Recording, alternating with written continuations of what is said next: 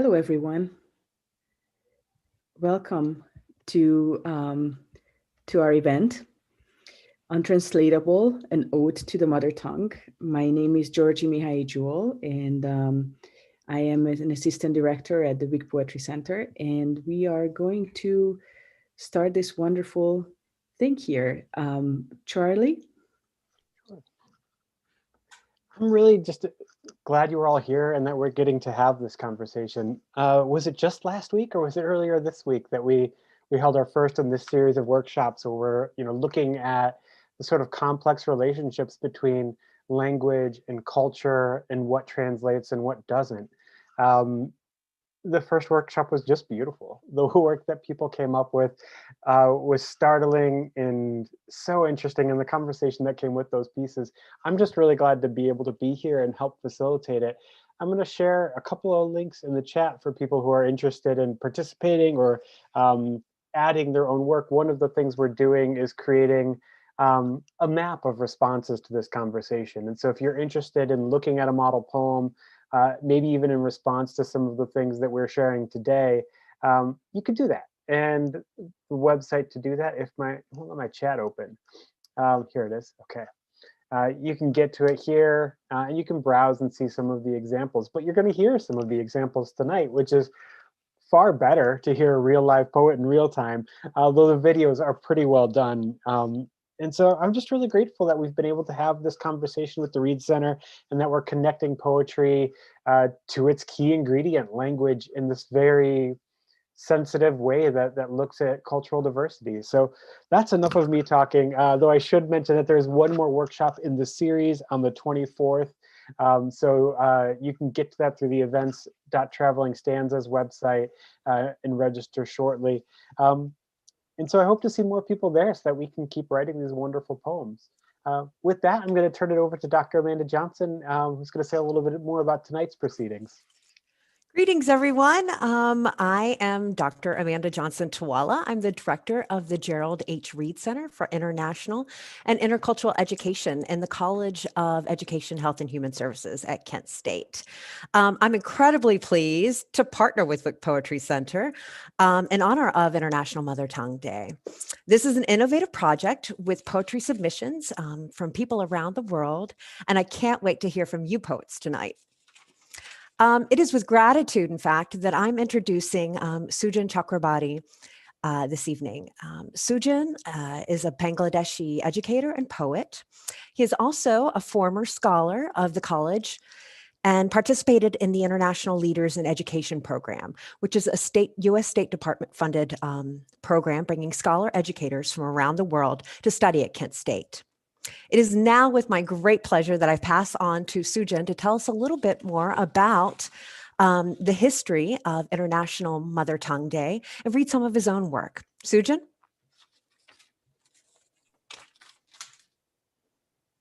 Okay, thank you and welcoming you all from Bangladesh. As you knew earlier that I'm Sujan Chakrabarti and I left fellow in 2018 to Kent State University. And I'm really delighted and honored to be a part of this great program. I offer special thanks to Wick Poetry Center, Gerald H. Reed Center, and all the teaching staff, members, and fellows who are joining here. Today, it's a pride for me, as well as my nation, to share such a great moment of the history. And can I share screen?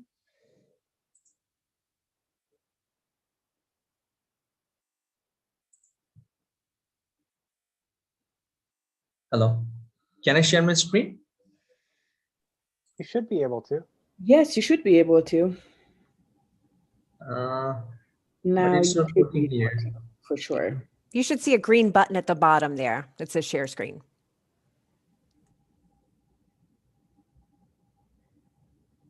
Okay, I think I changed the access, so you should be able to do that now, Sujan.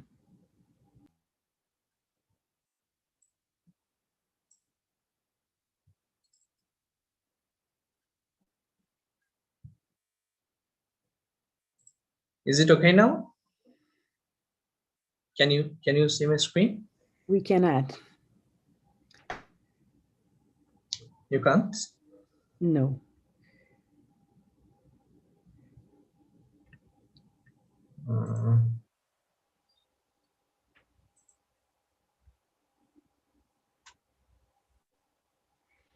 Okay.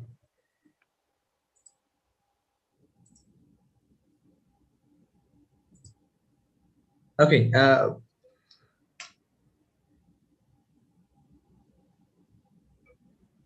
Can I please enter a bit while, just after a minute? Can I'm I join sorry? after a minute? I maybe you can just share the history or whatever you wanted to share about International Mother Tongue Day, and then we can just start the event. We don't have a whole lot of time, and we have some participants Just a minute. Just a minute. Thank you. who would like to share. So with that said, I'm going to tell you some. Do you want to cover the logistics of the open mic? Exactly. That's exactly what I wanted to say. Just the word did not come to me. So this is an open mic. So what we will do is you will be able to read your poem or a poem that you choose to do. We will ask you to raise your hand in a way that there is a little raise hand button on the Zoom app on the bottom of the screen. It's a yellow little hand. So if you click that, then we will know that you would like to share. So I will change your, switch your status, and then you will be able to turn on your camera, and or I can just ask you to unmute yourself, and then you can share your poem. Please feel free to use the chat function as well if you want to share your thoughts or feelings about some of the poems that were shared or some lines. And you know, we are a very friendly, small, kind crowd, so please do not hesitate to share whatever you would like to share. We are very excited to have you all here. It seems like Sujan is back and is going to show his screen manually. So I don't know. Is it okay now? It's not quite clear, but we can see something. So why don't you go ahead, Sujan, and finish your introduction about International Mother Tongue Day. Okay. Let me show you first. This is my alphabet, Bengali, a sweet language, and it has developed over the course of more than 1,300 years. So it's been a long time. Around 30 million people use it as the first language or mother tongue, and 38 million people use it as the second language.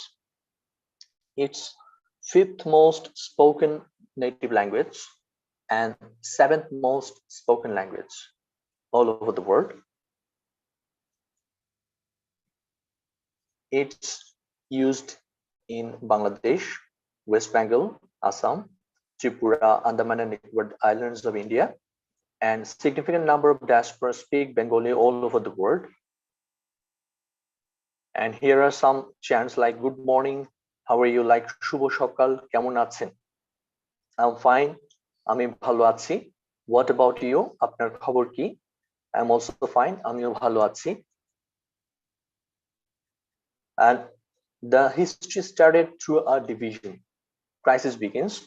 As you know that in 1947, when the British left the subcontinent, India and Pakistan emerged as two sovereign states, and Bangladesh was then a part of Pakistan. You can see the map here, Bangladesh here, and in the middle, India. Pakistan is on the other side. So it was really a tough time for us. As a part of Pakistan, we were so diverse, so different culturally, geographically, and we were far from Pakistan. And then the father of the nation, Pakistani father of the nation, Muhammad Ali Jinnah, he just imposed Urdu on us and said Urdu and Urdu shall be the state language of Pakistan. Though we were the majority that time, we had nearly 42 million people that time in East Pakistan, but in West Pakistan only 33 million people were there, but they imposed Urdu as the state language without any consideration. And there was a protest, of course. Bengali speaking people started raising their voice through a non-violent procession, but there was violence against us. The Pakistani police forces were deployed to fire on us, on the non-violent protesters, to pursue their vested and deplorable interests. And these are the people Rafiq, Barkat, Jabbar, and Shafiur embraced martyrdom instantly on that day, and many got injured severely and some died later. And this is the symbol you know. It's widely presented right now all throughout the world. It's called Shohid Minar. Shohid means martyrs, and Minar is a monument. So it's a symbolic monument representing the solidarity, unity, strength, and respect to all the languages, all the language martyrs. And we are paying tribute to the martyrs through this Shohid Minar. We offer flowers on the 21st February. And you know, it was designed first in 1952. And after it was established, it was demolished by the Pakistani government. And whenever it was built, every time it was demolished till 1971. When we achieved victory, after that we could start a new Shohid Minar. And a genocide continued till 1971. Operations in all forms led to the demand of independence. We achieved independence at the cost of 3 million people, chastity of 250,000 women, huge infrastructures and economy.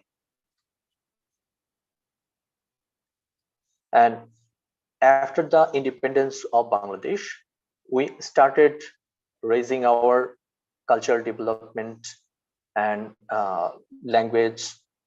And UNESCO on 17th November 1999 declared the 21st February as International Mother Language Day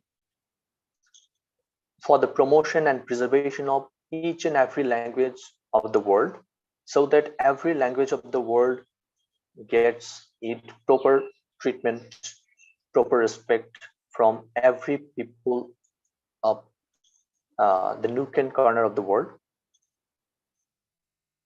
So celebration started since 2000. Though it was declared in 1999, celebration started since 2000, and we are celebrating now every year 21st February as an International Mother Language Day. And this is all. Thank you. Thank you so much, Sujan. That was very interesting. And now we know how it all came from. So let's see if somebody would like to share a poem. Who's going to be the first one? Can I share one? Yes, please, absolutely. It's written by me a couple of days ago. Oh, nice. That's wonderful. Very exciting. The name is You, My Mother Tongue. You first arrested my attention while I was in my mother's womb. Every word my mother uttered or sang fascinated me to love you. When I saw the first light and cried, you annexed my voice like muses. I grew up with you like body and soul. Life seemed to me symphony of orchestra. Suddenly some intruders came and forbade us to nurture you. What my ancestors said, my mother said, how can I live suddenly? It's not business or war that can happen instantly. It's love that grows by inch in the heart of hearts. They imposed theirs and took the help of weapons. Could ever weapons oust love? I raised my voice, and so did my compatriots. They shot us to eliminate you. We didn't retreat, as we knew that love never loses.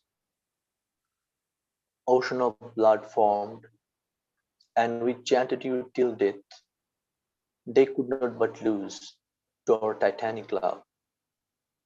We earned you again through a rare history of blood.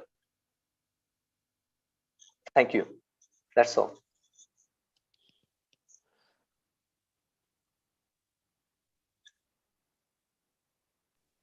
That was beautiful, Sujan. Thank you so much for sharing that. Very much appreciated. And that's a wonderful way to, I think, begin the sharing portion tonight. I couldn't think of a better way to set the tone. So as Georgie explained, if you've brought something that you'd like to share and add to this conversation, click the raise your hand button at the bottom of the presentation tonight, and we'll keep track of who's on the list and gently work our way through it. And I'll say, if as Georgie and I are trying to keep track of who's sharing when, if we mispronounce someone's name, please know we're sorry. You know, we do take names very seriously, and we hope to honor you all and welcome you all. So just politely correct us. We can handle that.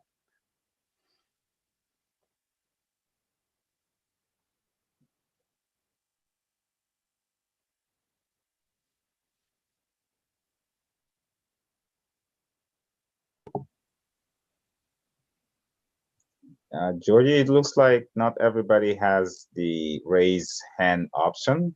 Okay. I'm getting a text saying yes, so okay. I will maybe probably just change everyone to a panelist. How about right. that? And then we're a small crowd here, so everyone will be able to share their voices and can turn on their cameras if they would like to do that. So yeah, Georgie's going to give everyone great Zoom power right now, so please no one abuse it. I know. I have all the powers. So if you would like to, if you can see that your status has changed, then please feel free to chime in.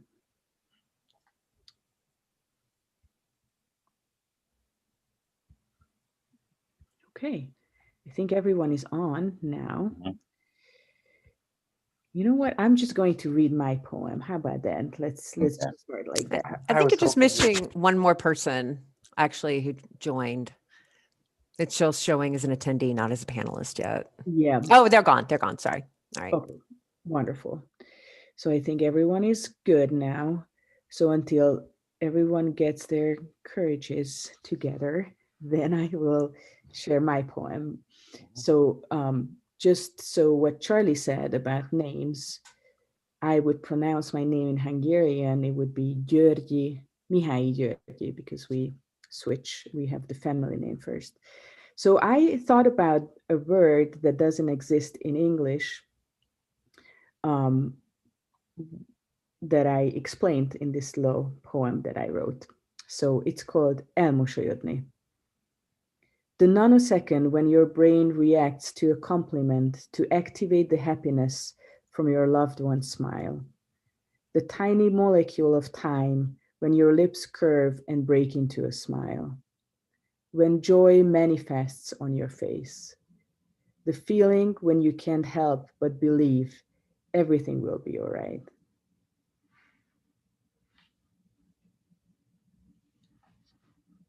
Oh, thank you. Thank you, Georgie. That was, I love that poem so much. I think, you know, the way it intersects with language and the way it becomes, it's that line, when joy manifests on your face, that like, it's such a perfectly written line to give us that word. I every time you read that, I get excited. Thank you so much. Brooke's giving you a hard time in the chat saying, since you always say you're not a poet. Well, I do whatever it takes for this job, you know. I'm happy to share a poem. Oh All right. Yeah, I don't expect, okay? So I am from the Appalachian Mountains of Virginia. And so my poem is about the sort of grammatically incorrect things about Appalachian English. So my poem is called Mike Could, an ode to Appalachian English. Mike could causes consternation among my friends. Mike could, they question me laughingly. What does that mean? It's a double modal. That's wrong English. Mike Could is on the breadth of the Blue Ridge Mountains, where I'm from. Mike Could is in the heart of every man, woman, and child down in Wildcat Holler, where I'm also from. Maybe, could be, possibility, neither positive or negative. Mike Could is me.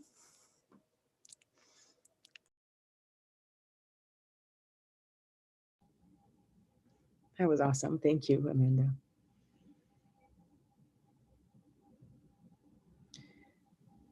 I love thinking about it in that way too, the kind of, micro cultures almost, the smaller regionalisms and dialects, and how that is just as much shaping language and culture in the ways that, this holiday is about. Yeah, and so we often, when we think about English, we just think about this very CNN standardized, version. We don't think about the little, cultural aspects to English that we often don't think about. For example, where I'm from, we have very thick accents. I don't, but folks do. Mm-hmm. And we have very interesting grammar. So, and use different types of words than you would normally hear. Yeah. I think that makes, and that's part of what, this event is about, is honoring the richness that comes with that. Like, English as a language is better for those differences. Even though there's always a repressive reaction to it, still there's, it gives it so much more depth. That was cool. That was really, who else feels eager to share today? I could go, but I know there are some of us who probably stay up until maybe midnight, 1 or 2 p.m. to attend this. So I'll let them go first, and then I'll go after that. That's gracious of you.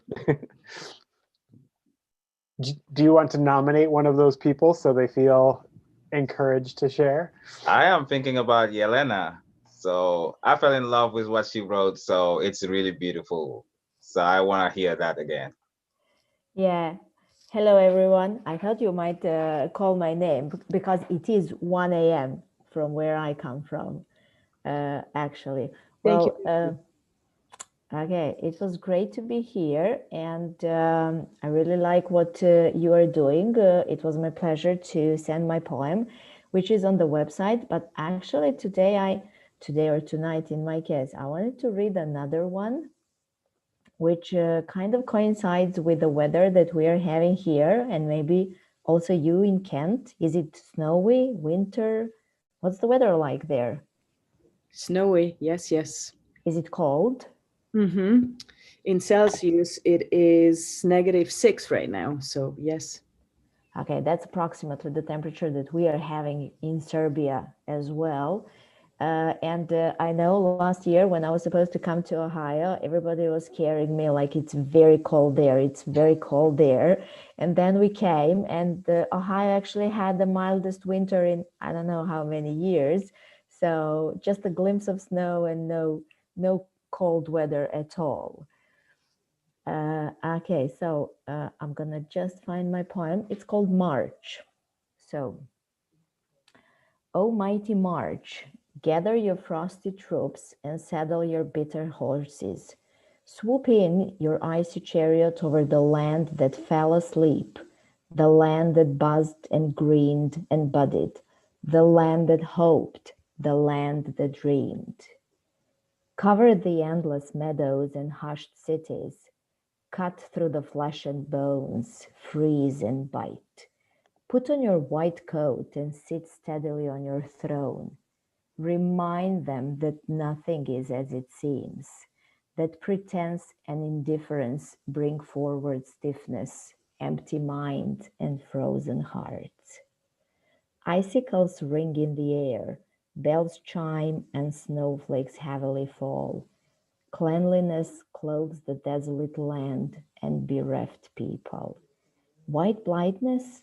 or blinded by whiteness. Stop and listen.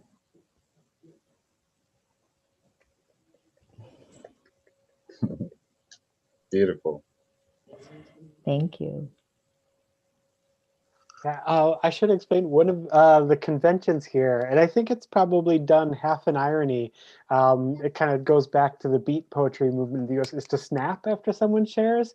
So if you see people snapping instead of clapping, it's just deep appreciation, even though it's a little bit goofy. I think we do it knowing it's a little bit goofy. Oh, thank you so much. Yeah, I put some of the lines that I loved in the chat, but I really found it chilling, not in a pun way on the weather, but like the empty minds and frozen hearts. There was a real turn in the poem to that. Those kinds of consequences is really thoughtful. That was very good. Thank you. Thank you. Yeah. I know there are a couple of people who were in the last workshop. I saw Dragana and Nadina. I don't know if any of you are ready to share or have brought something today. Hello. Hello. Hi, Nadina. I was listening very, very carefully. Thank you very much for this opportunity. And indeed, as you said, Charlie, I attended the workshop last time and it was amazing. I tried something at the time related to a Romanian word, which is iele. And now I have prepared a different poem. It was written by a Romanian poet. His name is Boris Joachim, and I tried my best to do the translation. And it's called Questions. And I selected this poem tonight because in it there is that word iele, which means kind of fairies, but not the best ones. Sometimes they are somehow mean. So I will read my poem because I'm not sure I remember everything and I'm a little bit nervous. So questions. My friends, one question in the cloudy night keeps troubling me. You've ever loved? You've ever felt your eyes star hurt so you can grasp one thing out of my life? You've ever writhed in sleepless nights, longing for love, this craziness, burning your soul, turning it inside out, gnawing at your heart like dogs chewing a bone? You've ever wandered like in a trance on sad, deserted streets, guided by iele, it seems, or ghosts among the living, feeling neither winds nor snowflakes or rain, but only the heartbreaking desire for us both? Or the wound's tears in the lifeless eyes ran down your face, stirring your memories? Have flashbacks ever hit your souls like heavy tombstones? Unless you felt all these, don't say I'm strange. Your empty life is not real living, but just a frail breath lost in the complicated and full of questions world. Thank you. Wow, that is such a rich poem. I mean, the ending is just devastating, but throughout these contradictions, from lovesickness to dogs chewing on the bone, and then to those mischievous fairies, like the contrast between some of those moments is just really unsettling in a skillful way, in a good way. Thank you for sharing that. That was really wonderful. Thank you. Thank you very much. Who else has brought something for us?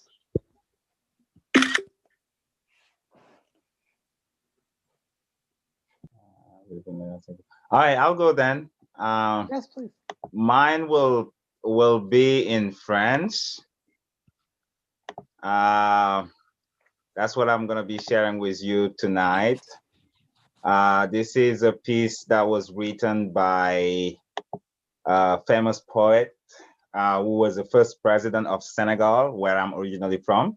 His name was Léopold Sédar Senghor, and the title was Black Woman, actually in French calling Femme Noire.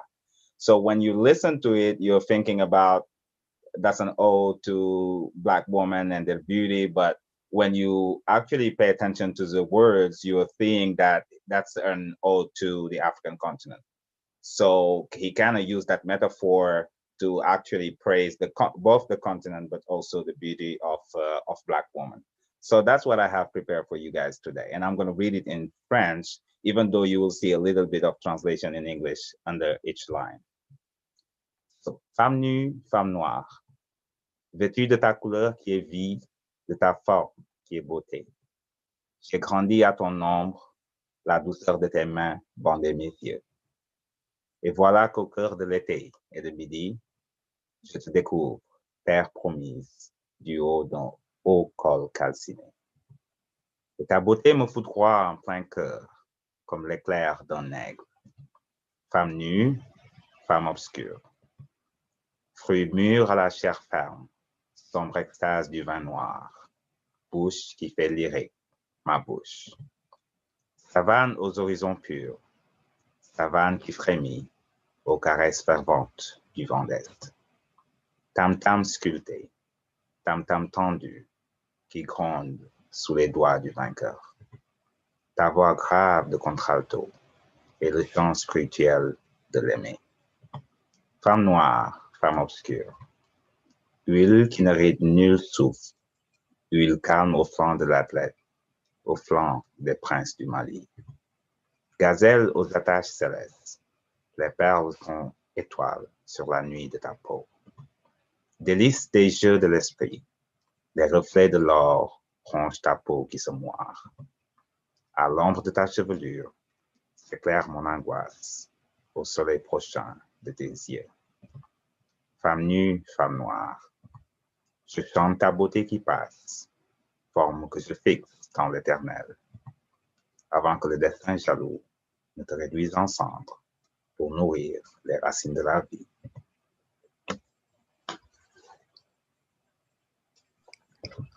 I think that there should be more presidents who had been poets. I think that would be a very good thing. I mean, I love the way the body becomes, rich like fruit and then becomes connected to the landscape and connected to the wildlife. There are just so many ways of appreciating beauty there and always back to, to the woman. What a lovely poem. What a lovely poem. Thank you. Who else has brought something?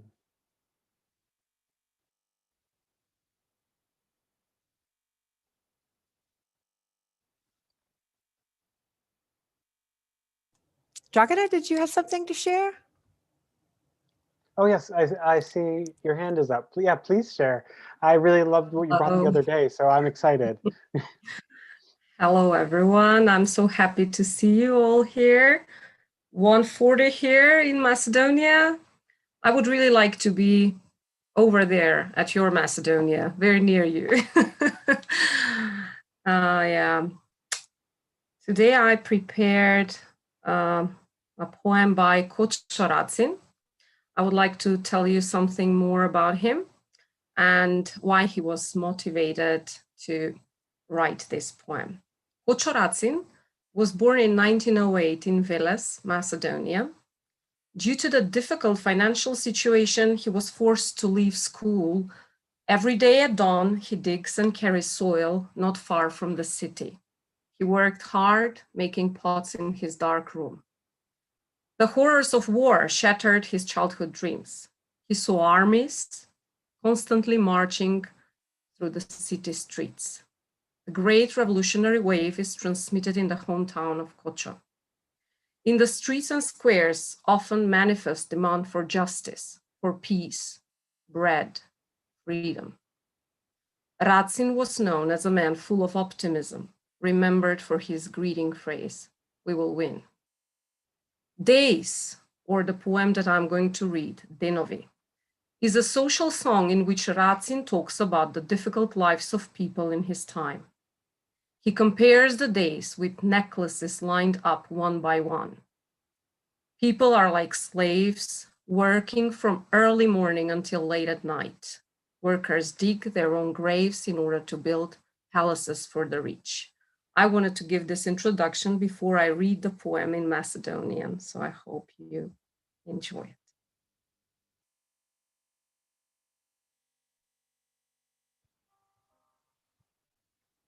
Denovi. Kako na vrat od Gerdani, niski kamenja studeni. Taka na pleški denovi, legnale pa natežnale. Denovi li se denovi, argatski maki golemi. Stani si utre porano, dojdi si večer podocna. Nautro radost ponesi, na večer taga donesi. Aj, pust da bi ostanal život kučeški. Rodi se človek, rob bidi. Rodi se človek, skot umri. Skotski cel život raboti, za drugi tugi imoti. Za tugi beli dvorovi, kopaj si crni grobovi. Za sebe samo rgaj si, za sebe maki trgaj si. Niži si Gerdan denovi, niži si alki kovani, niži si sinđir železen, okolo vratot navesen. Thank you. There's something so wonderful about hearing a poem delivered with that kind of passion, but also in its own language. Thank you so much for that. And I love the introduction too, that using "we will win" as a greeting, like the righteousness and like sense of purpose in that. That was really wonderful. Thank you. Thank you. Thank you. Tough to follow. Who else has something to share today?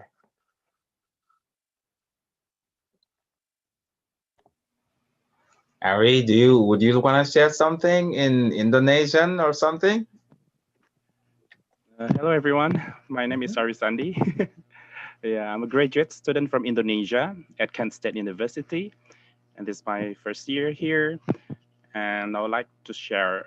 Actually, I would like to tell you about, the definition of mother tongue in my country is a little bit complicated because we have many vernaculars, just like in Africa, maybe, and also in other parts of the world. We have more than 700 vernaculars. So that's why I just want to call my vernacular as my mother tongue instead of our national language, that is Indonesian. But I would like, I wrote it this morning actually. So that's why, yeah, I will use English instead of my vernacular because I don't know, I just wrote it in English, so I just, got the feelings in English.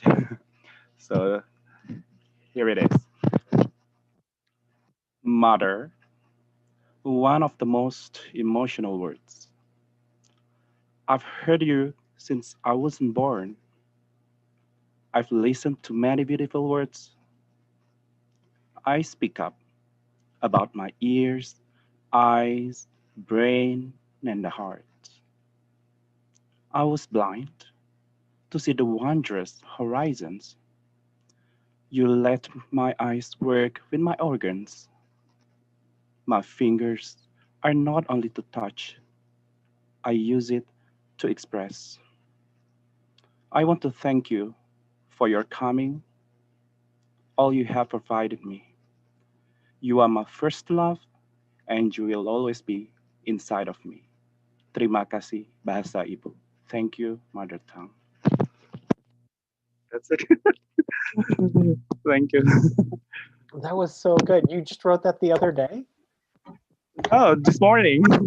Wow. Wow, that's really impressive. One of the things that I really thought was this idea of your fingers not just for touch, but for expression, right? That they're not just sense organs, but their expression forms of Yeah. expression too. Oh, that was so good, Arisandi. Thank you. Thank you. Sorry. Oh. Actually, I'm from English department, so that's why I try to express, the 4 skills that I have in my mother tongue. Way So to it's all about represent 4 the skills. department very well. Yeah. Thank you Oh. so much. Thank you. I think it was really well written in the sense that even though he talked about, I'm going to talk about my mother tongue, but all the time he's reading, I'm thinking about his relationship with his mother. So until the last line of the poems, reminding me back that he's talking about his mother tongue. So that was really beautiful to me. Mm-hmm. Yeah. And I like that you complicated the idea of mother tongue even further, right? I think that's part of what's built into these conversations, is that it's not simple, these relationships and these connections and the way in which language is a vessel. And yeah, I'm really glad you pointed that out. 700 vernaculars, did you say? Yeah. Wow. That's yeah, wonderful, wonderful. Who else? I think that's many people have shared. We're doing well tonight. Did anyone else bring anything?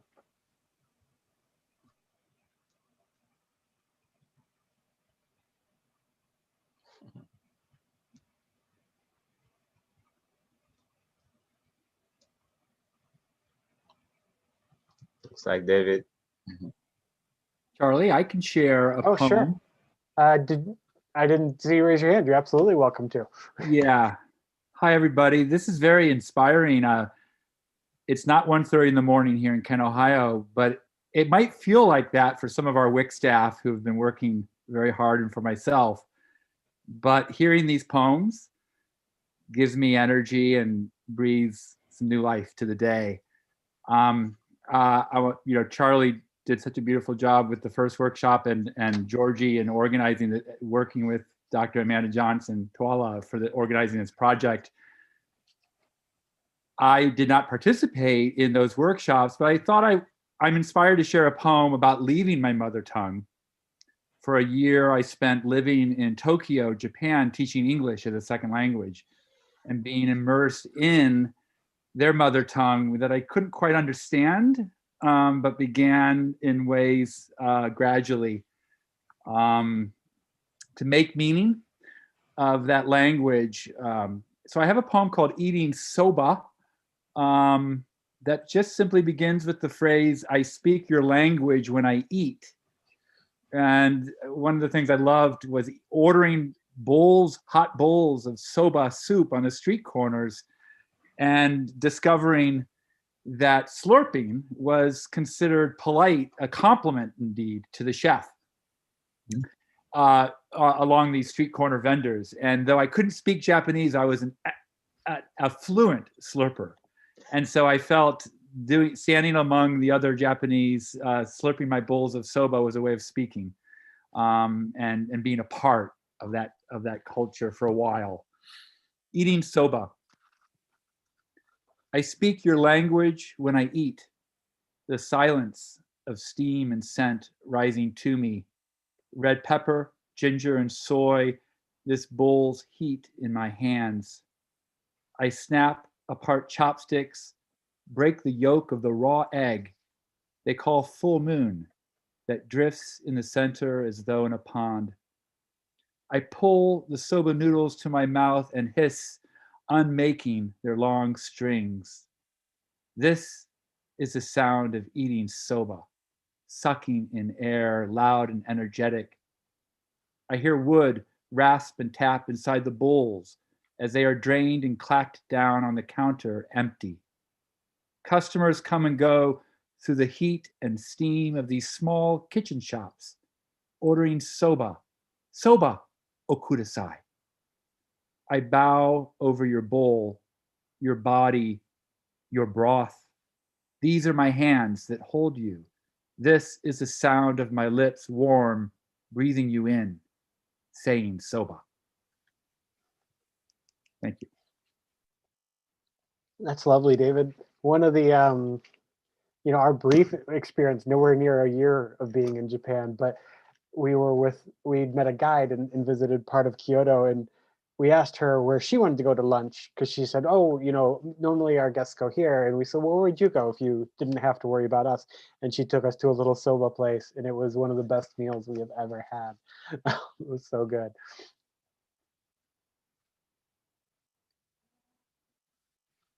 Does anyone else have something to share?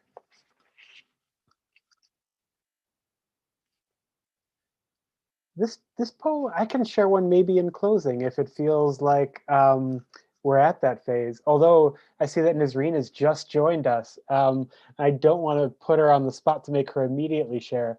So maybe this will be a second to last poem for the evening. I'll share one to sort of stall and let her get comfortable if she's got something, though there's no pressure. When Jordana shared her poem and more in the introduction to it, I, for some reason, thought of a very rebellious Irish poet. And one of the things as we've talked about this day, you know, in our planning and in my model poem, I thought about some time that I spent in Western Ireland, which they still speak, you know, Irish tongue, which for a while was banned in England. You know, they couldn't speak their own language. And that was a deliberate purpose to separate people from their culture. And you know, so my model poem sort of draws from that language. This poem is about a failed rebellion. It's written in English by Seamus Heaney, but I came across it. When I'd gone on that trip, I arrived in Dublin, hurried across the city to the train station, and missed my train by about 3 minutes, and found that I now had several hours to wait.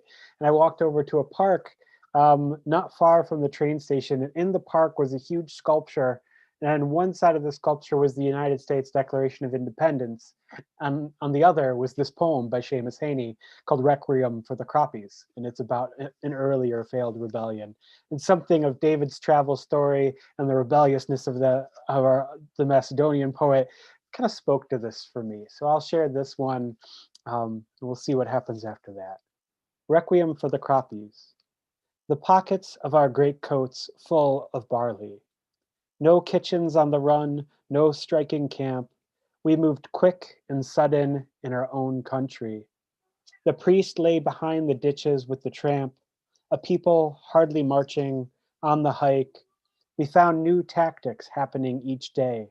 We'd cut through reins and rider with the pike and stampede cattle into infantry, then retreat through hedges where cavalry must be thrown, until on Vinegar Hill, the fatal conclave.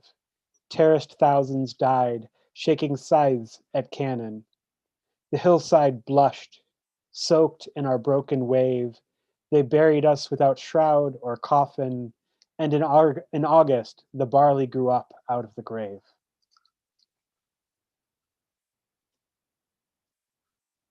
Thank you, thank you. Right. I don't know if that brings us to a natural close. I really feel uncomfortable bullying Nazreen to share since she's just signed in, but she did have a wonderful poem the other day in the workshop. You're definitely getting some calls in the chat, but we won't make you. She said she can read. Oh, she did? Good, good. Wonderful. I can't watch the chat and anything else. Please do. It's you have the mic. Hello, everyone. Hi, Nazreen. Hi. Okay, I'm gonna read the poem that I started in the workshop, if that is fine. Te'burini, 11th in Arabic, they'll tell you Te'burini, my dear, my love, may you bury me.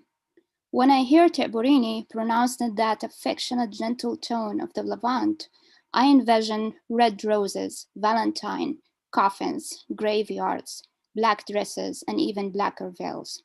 Shahrazad of the Thousand Nights, carefully knitting her stories away from the grave.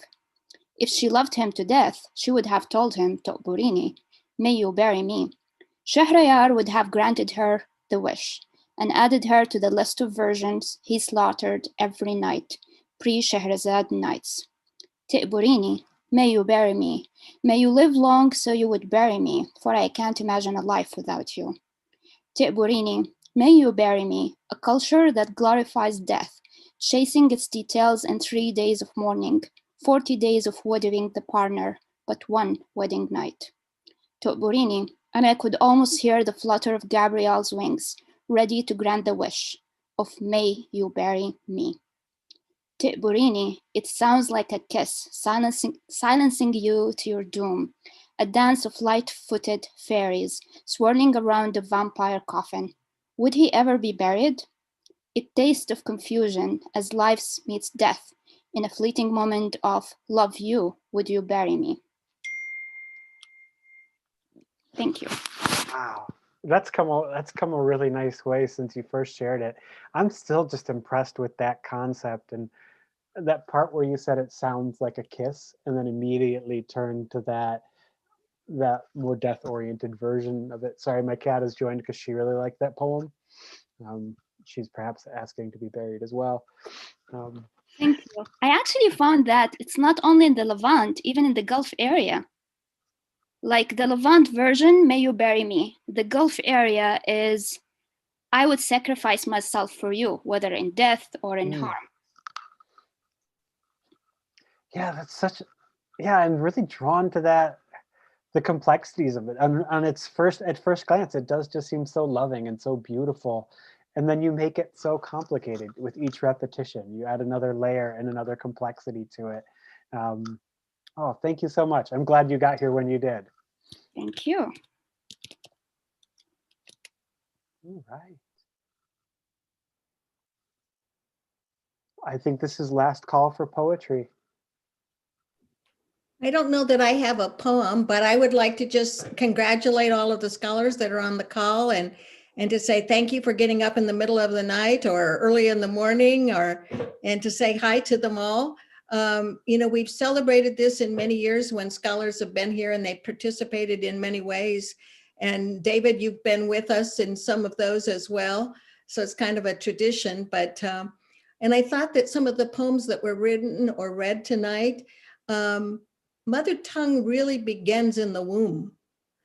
And I thought about that when when he talked about mother and some of that, when Harry did that, because I remember when I was pregnant with Michelle, she would respond to sounds. I could feel her, when she was still inside.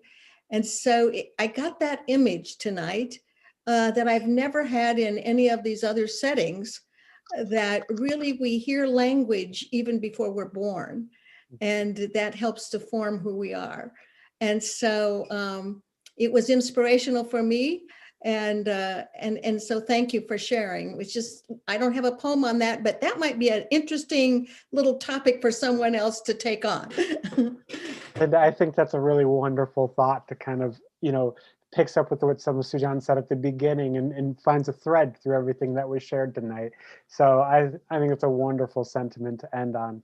Again, I'm just grateful that everyone came. I don't know if anyone else has any closing words, but do consider recording a video and sharing your poem on the map for Untranslatable, and also attending the workshop. It will be the same as the earlier workshop. So if you come, you're going to have to at least pick a new word. Everything else will feel familiar.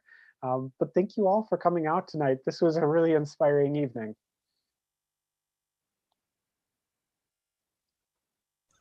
Thanks, everyone.